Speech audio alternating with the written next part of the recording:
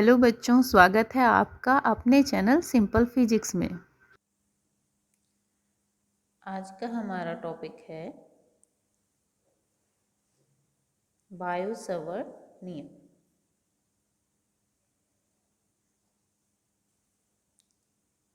बायो-सवर्ट नियम क्या है? देखिए बच्चों, हमने पढ़ा है ओस्टेट का प्रयोग। ओस्टेट में ये बताया था कि अगर किसी चालक में धारा प्रवाहित हो रही है तो उसके चारों तरफ उसके कारण चुंबकीय क्षेत्र भी उत्पन्न हो जाता है। तो ओस्टेट ने ये केवल प्रयोग करके बताया था, लेकिन जो बायो-सवर्ट जो दो साइंटिस्ट थे, इन्होंने मिलकर ये बताया कि वो जो चुंबकीय क्षेत्र है वो होता कितना है। वो हमें किसने बताया? बायो और सेवर्ट ने। तो इनके अनुसार क्या था कि कोई भी चालक है, किसी भी शेप का ये हो सकता है, किसी भी शेप का ये चालक है और इसमें यहाँ आई धारा प्रवाहित हो रही है।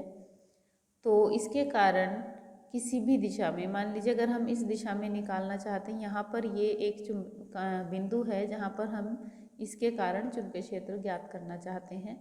ठीक, तो ये मान लीजिए हम क्या करेंगे इसके लिए यहाँ पर एक अल्पांश हम लेते हैं। अल्पांश क्या होता है? एक छोटा सा पार्ट हम लेंगे, ठीक है, जिसकी लंबाई छोटी सी होगी। तो हमने मान लिया कि इसकी लंबाई कितनी है? छोटी सी लंबाई है डेल्टा एल, और इससे इस बिंदु P की दूरी, ये बिंदु P तक की जो दूरी है वो है r। तो यहाँ पर चुंबकीय क्षेत्र हमें ज्ञात करना है। तो बायो-सवर्ट ने ये सिद्ध किया अपने एक्सपेरिमेंट्स के बेस पर कि इस अल्पांश के कारण यहाँ बिंदु P पर जो चुंबकीय क्षेत्र होगा, अब छोटा सा अल्पांश है, इसकी लंबाई छोटी सी है तो चुंबकीय क्षेत्र भी छोटा सा होगा। तो ये जो चुंबकीय क्षेत्र यहाँ पर होगा तो वो इस तरह से होगा। तो हम लिखेंगे बायो-सवर्ट के नियम के अनुसार, या आप लिख सकते हैं इस नियम के अनुसार। बायो-सवर्ट के नियमानुसार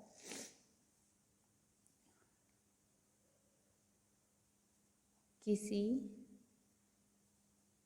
धारावाही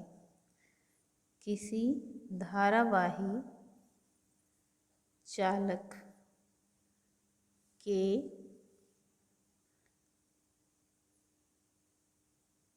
अल्पांश डेल्टा एल के कारण चुंबकीय क्षेत्र, छोटा सा लंबाई है तो अवयव का चुंबकीय क्षेत्र भी छोटा सा है, यानी डेल्टा बी क्या होगा? फर्स्ट किस पे डिपेंड करेगा? चालक में प्रवाहित वैद्युत धारा I के अनुक्रमानुपाती होता है, मतलब डेल्टा बी प्रोपोर्शनल टू आई होगा। ठीक है, इसको हमने मान लिया इक्वेशन फर्स्ट। फिर सेकंड पॉइंट क्या होगा? ये अवयव की लंबाई के समानुपात, यानी जितना लंबा अवयव होगा उतना ही ज़्यादा चुंबकीय क्षेत्र होगा। तो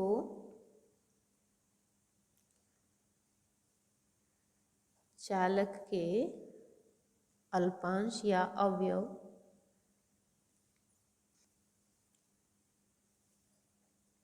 की लंबाई डेल्टा एल के अनुक्रमानुपाती होता है, मतलब delta B proportional to delta L. जितना ज़्यादा लंबा अवयव होगा उतने ही ज़्यादा चुंबकीय क्षेत्र होगा। थर्ड पॉइंट है कि ये यहाँ पर हमारे पास ये अल्पांश है और ये अल्पांश को बिंदु P से मिलाने वाली रेखा है। इसके बीच में ये जो कोण बनेगा ये हो गया थीटा, इसको हमने थीटा मान लिया। तो अगर ये एंगल थीटा है तो जो चुंबकीय क्षेत्र है ये क्या होगा, अवयव या अल्पांश की लंबाई तथा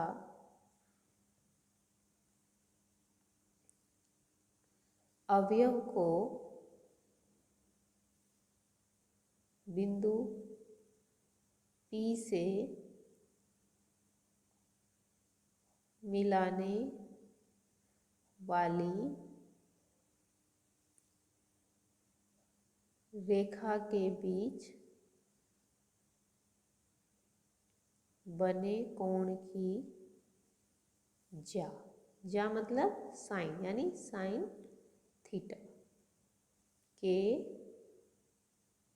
समानुपाती होता है, यानी delta B proportional to sine theta. ठीक है, फिर आता है एक और पॉइंट, फोर्थ पॉइंट है कि अल्पांश से बिंदु की दूरी के वर्ग के व्युत्क्रमानुपाती होता है। अल्पांश या अवयव से बिंदु P की दूरी के वर्ग के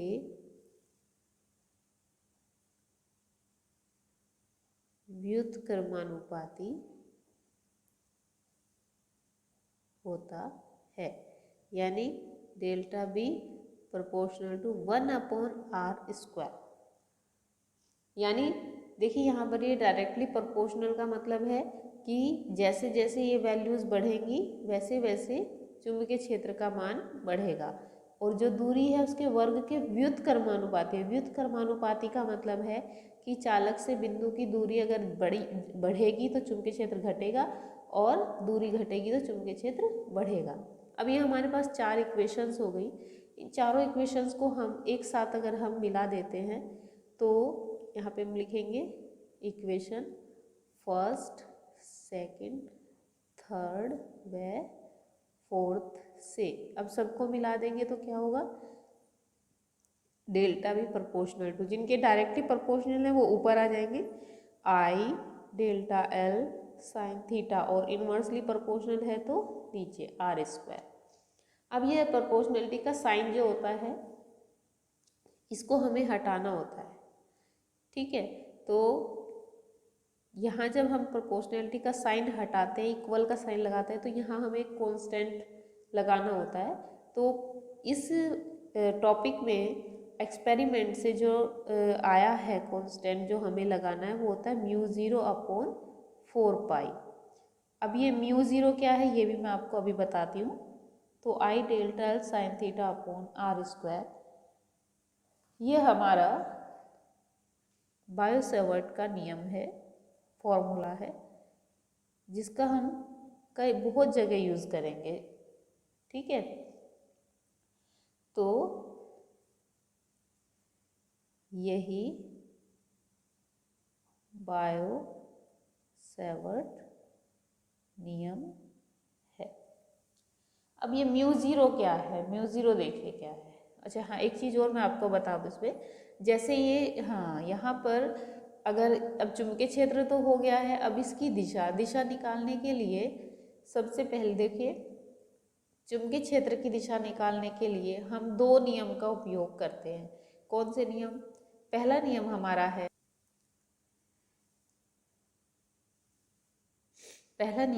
है, चुंबकीय क्षेत्र की दिशा। तो इसके लिए हम जो फर्स्ट नियम हम यूज़ करते हैं वो होता है दाएं हाथ की हथेली का नियम नंबर 1। यानी नियम नंबर 1 है तो हम कहीं आगे नियम नंबर 2 भी हम पढ़ेंगे, है ना। अब ये दाएं हाथ की हथेली का नियम नंबर 1 क्या है? देखिए ये हमारा दायां हाथ है, ठीक है, ये दायां हाथ है और इसमें हमारा ये अंगूठा हुआ और ये उंगलियां हुई। तो हम अंगूठे को रखेंगे धारा की दिशा में, ठीक है। अंगूठा अगर हम धारा की दिशा में रखें और उंगलियां उस बिंदु की ओर रखें जहां पर हमें चुंबकीय क्षेत्र ज्ञात करना है, तो जो हमारी हथेली होगी, हथेली में हम धक्का कैसे लगाते हैं, ऐसे ऐसे ऐसे ऊपर, है ना। तो जो चुंबकीय क्षेत्र की दिशा होगी वो हथेली के लंबवत धक्का देने की दिशा में होगी। अगर हम यहाँ पर बात करते हैं तो ये धारा की दिशा है और ये इस बिंदु पी की ओर हम उंगलियां करेंगे तो क्या होगा, ऐसे, यानी चुंबकीय क्षेत्र की दिशा क्या होगी, नीचे की ओर। अब जो कागज के तल के लंबवत नीचे की ओर अगर चुंबकीय क्षेत्र की दिशा है तो उसको शो करने का एक बहुत पर्टिकुलर तरीका होता है कि उसको हम शो करते हैं क्रॉस से। यानी अगर क्रॉस बना इसका मतलब चुंबकीय क्षेत्र क्या है, कागज के तल के लंबवत नीचे की ओर है। अगर यही कंडीशन हमारी विपरीत दिशा में होती, मतलब विपरीत दिशा में किस तरह से होती कि ये बिंदु P इधर ना होके इधर होता, मान लो यहाँ पर होता, इसे P डैश कह देते हैं, तो हम इसको इसी तरह से सब कुछ ये सब ऐसे ही होता जैसे हमने धर लिया। यहाँ पे ये एंगल होता, ठीक है। यहाँ पर ये जो पॉइंट हो गया, ये मान लीजिए इसकी डिस्टेंस यहाँ से भी R है, इस तरफ R है। तो अब क्या होगा कि अब जो हमारा पॉइंट है इस तरफ हो गया और धारा की दिशा इसी तरफ, तो हमें क्या करना पड़ेगा, ऐसे करना पड़ेगा, अंगूठा धारा की दिशा में और बिंदु P डैश की ओर ये उंगलियां फैलाएंगे।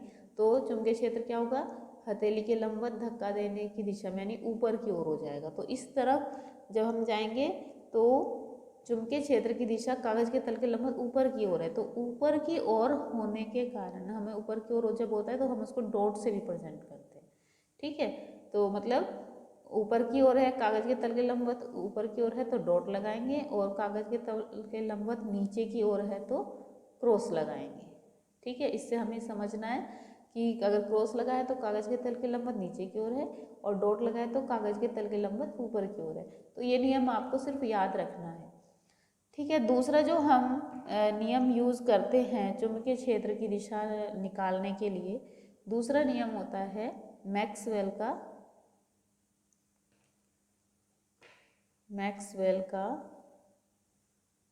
दक्षिणावर्ती पेंच का नियम। मैक्सवेल का दक्षिणावर्ती पेंच का नियम क्या है? पेंच का नियम देखो, पेंच होता है ना, पेंच को हम किससे करते हैं, पेचकस से खोलते हैं या कसते हैं। तो जैसे हमारे पास ये मान लीजिए, इसको मान लेते हैं हम कि ये हमारे पास इसमें आगे ये पेंच लगा हुआ है और ये पेचकस से हम इसको घुमा रहे हैं। तो देखिए जब हम इसको घुमाते इस तरह से, हम क्या कर रहे हैं, अगर पेचकस को घुमाने पर जो पेंच है धारा की दिशा में चल रहा है तो हमारी उंगलियां, जो मुड़ी हुई उंगलियां हैं, ठीक है, अंगूठा क्या होगा, ऐसे धारा की दिशा में होगा और मुड़ी हुई उंगलियां क्या करेंगी, चुंबकीय क्षेत्र की दिशा को प्रदर्शित करेंगी, ठीक है। तो अब देखिए अगर हम इसको ऐसे घुमाते हैं ऐसे, तो पेंच क्या होगा, आगे की तरफ चलेगा। तो धारा की दिशा तो ये हो गई आगे, तो चुंबकीय क्षेत्र की दिशा ये हो गई, ठीक है, मुड़ी हुई उंगलियां, है ना। और अगर हम इसे उल्टा घुमाएंगे तो क्या होगा, धारा की दिशा विपरीत हो जाएगी, ठीक है, यानी इस दिशा में हो गया, उल्टा घुमा रहे हैं तो ऐसे ये पेंच ऐसे चलेगा पीछे की तरफ, जब आप पेंचकस को ऐसे घुमाते हैं, ठीक है। तो फिर हमारे धारा की दिशा उल्टी होगी तो हम फिर इधर से देखेंगे तो चुंबकीय क्षेत्र की दिशा भी उल्टी हो जाएगी, ओके। तो ये मैक्सवेल का दक्षिणावर्ती पेंच का नियम है। अब इसमें अगर हमारे पास कोई सा भी, हम दोनों नियम में से कोई सा भी नियम लगाकर चुंबकीय क्षेत्र हम ज्ञात कर सकते हैं। जैसे यहाँ पर है, ये धारा की दिशा इधर है, तो हम जब यहाँ इसमें हम लगाना चाहते हैं, धारा की दिशा इधर है, तो क्या देखिए हमारी उंगलियां कैसे नीचे की ओर जा रही हैं, नीचे की ओर। तो ये इसका मतलब कागज के तल के लंबवत नीचे की ओर ऐसे घूम रहा है ना। और इस तरफ देखेंगे तो देखो धारा तो इसी दिशा में है लेकिन पॉइंट इस तरफ है, तो हम ऐसे देखें तो इसमें ऊपर की ओर है। इस दिशा में जब हम देखेंगे P डैश पर चुंबकीय क्षेत्र, तो चुंबकीय क्षेत्र की दिशा ऊपर की ओर है और इस तरफ नीचे की ओर है। तो इस तरह से हम मैक्सवेल के दक्षिणावर्ती पेंच के नियम से भी चुंबकीय क्षेत्र की दिशा ज्ञात कर सकते हैं, ठीक है। इसी में हम बात कर रहे थे म्यू ज़ीरो की, तो जो म्यू 0/4 पाई हमने कांस्टेंट माना था, यहाँ पर आ जाते हैं वापस म्यू 0, इसके बाद हम यहाँ लिखेंगे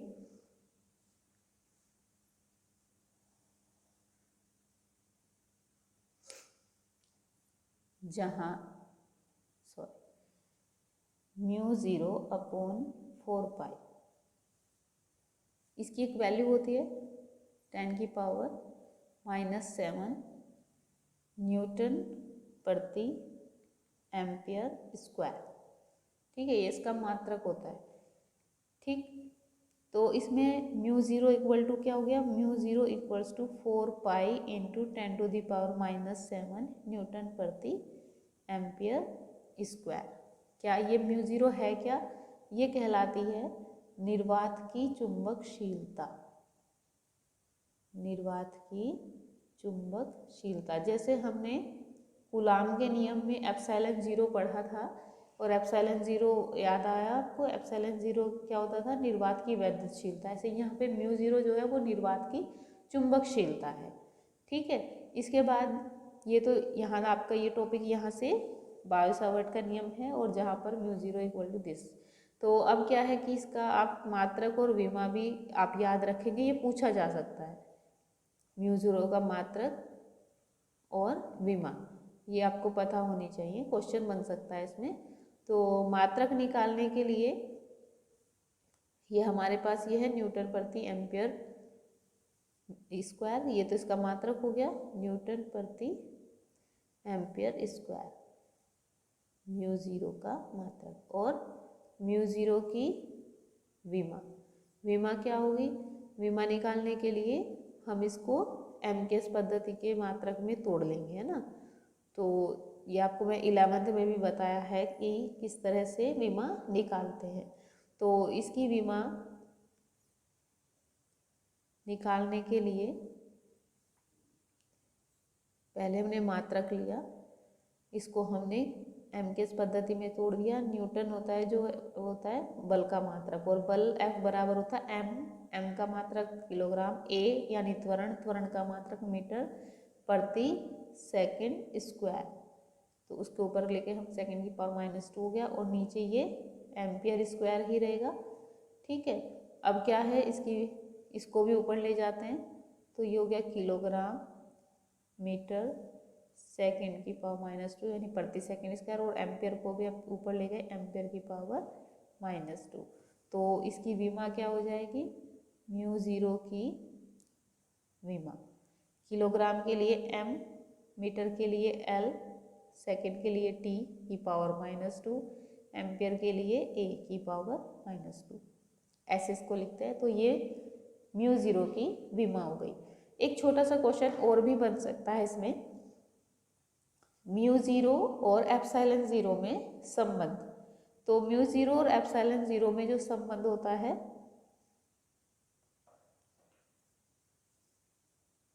म्यू 0 व एप्सिलॉन 0 में संबंध, ये संबंध आपको डायरेक्ट याद रखना है, बहुत बड़ी चीज़ नहीं है। ठीक है, तो मैं आपको समझा देती हूँ कि म्यू 0/4 पाई इक्वल्स टू होता है 10⁻⁻7 न्यूटन प्रति एम्पियर स्क्वायर। और एप्सिलॉन 0 हमने कहाँ पढ़ा था, कूलाम के नियम में, वहाँ हमने क्या पढ़ा था 1/4 पाई एप्सिलॉन 0, जिसकी वैल्यू होती थी 9 × 10⁹ न्यूटन मीटर स्क्वायर प्रति कूलाम स्क्वायर। तो हमको इसमें संबंध निकालना है, तो हम क्या करते हैं, इसको ये मान लिया हमने फर्स्ट और ये मान लिया हमने सेकंड।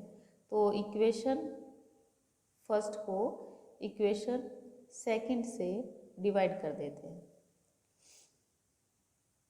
तो इधर हो जाएगा म्यू 0/4 पाई, और इसको हमने डिवाइड किया 1/4 पाई एप्सिलॉन 0 से, और इधर हो जाएगा 10⁻⁻7 न्यूटन पर एम्पियर स्क्वायर, नीचे हो जाएगा 9 × 10⁹ न्यूटन मीटर स्क्वायर प्रति कूलाम स्क्वायर। तो इसको सॉल्व करते हैं, तो ये 4 पाई नीचे आ जाएगा, 4 पाई एप्सिलॉन 0 ऊपर चला जाएगा, तो म्यू 0/4 पाई ये 1 नीचे रह गया और ये 4 पाई एप्सिलॉन 0 ऊपर चला गया। इसको ई नहीं समझना है ना। यहाँ पर क्या हुआ, यहाँ पर हमारे पास इस -7 को नीचे ले आओ तो ये हो जाएगा 9 इंटू 10⁻9 और ऊपर से 7 आके ये हो गया प्लस होके 16, क्योंकि नीचे आके प्लस हो जाएगा और गुणा करेंगे तो पावर ऐड हो जाएगी। ठीक है, अब इसमें भी हम देख लेते हैं इसमें क्या क्या होता है। इसमें देखो अगर हम इसे ये न्यूटन से न्यूटन मात्रक कट जाएगा, ठीक है, एम्पियर स्क्वायर तो कूलाम स्क्वायर जो है ये ऊपर चला जाएगा, एम्पियर ये एम्पियर स्क्वायर तो नीचे आएगा ना, कूलाम स्क्वायर ऊपर चला जाएगा, तो ये कूलाम स्क्वायर ऊपर और नीचे मीटर स्क्वायर था और ये एम्पियर स्क्वायर क्योंकि अपॉन में है तो नीचे आ जाएगा एम्पियर स्क्वायर। और वापस आते हैं यहाँ पे 4 पाई से ये 4 पाई कैंसिल, तो कितना बचा हमारे पास, बचा μ0 इंटू एप्सिलॉन 0। और यहाँ पर क्या आ गया, ये आ गया हमारा 1 इसको हम लिख सकते हैं 9 को 3 का स्क्वायर और 10⁻16 को 10⁻8 का स्क्वायर। देखिए जब स्क्वायर खोलेंगे तो यही आएगा, 3 3 जा 9 और 10⁻8 का स्क्वायर मतलब 10⁻8। जो बायो वालों को थोड़ी प्रॉब्लम हो सकती है, 10⁻8 का स्क्वायर मतलब होता है 10⁻8 इंटू 10⁻8। जब गुणा करेंगे तो इसकी पावर ऐड हो जाएंगे, है ना, तो ये सेम आ जाएगा। तो इसको हमने इस तरह से करके लिख दिया, coulomb square metre square ampere square. देखो कूलाम होता है किसका मात्रक, कूलाम होता है आवेश का मात्रक, तो ये हमारा एमकेएस पद्धति का मात्रक नहीं है। तो आवेश बराबर होता है धारा गुणा समय, यानी आवेश का मात्रक बराबर धारा का मात्रक एम्पियर इंटू समय टी का मात्रक सेकंड। तो कूलाम की जगह हम एम्पियर इंटू सेकंड लिख सकते हैं। तो कूलाम का स्क्वायर करेंगे तो क्या होगा, एम्पियर का स्क्वायर सेकंड का स्क्वायर। तो यहाँ पर कूलाम स्क्वायर की जगह हमने रख दिया ampere square into second square upon metre square into ampere square. तो एम्पियर स्क्वायर से एम्पियर स्क्वायर हो गया कैंसिल। अब सेकंड स्क्वायर को हम नीचे ले गए, तो नीचे जब लेके जाएंगे तो ये हो जाएगा μ0 एप्सिलॉन 0 इक्वल टू 1/3 इंटू 10⁸। इसको हम नीचे लेके गए तो क्या हुआ, ये हो गया ऐसे मीटर स्क्वायर प्रति सेकंड स्क्वायर, और इसको फिर हमने लिख दिया मीटर प्रति सेकंड का स्क्वायर। कोई प्रॉब्लम तो नहीं। तो इसमें हमारा क्या कर देंगे, हम इन्हें इसको सेकंड स्क्वायर को नीचे लाए, मीटर स्क्वायर प्रति सेकंड स्क्वायर जैसा भी मैंने बताया, और उसको हमने लिख दिया मीटर प्रति सेकंड। और इस पूरे को अब हमने स्क्वायर अब इकट्ठा करके लिख दिया है, ठीक है। और ये क्या होता है 3 इंटू 10⁻⁻ मीटर पर सेकेंड, ये होता है प्रकाश की चाल, निर्वात में प्रकाश की चाल यानी सी। तो यहाँ से हमारा क्या हुआ कि यहाँ से हम लिख सकते हैं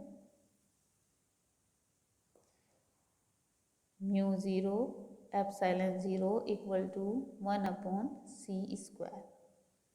ये वो रिलेशन है जो आपको याद रखना है, जहाँ सी क्या है, प्रकाश की चाल,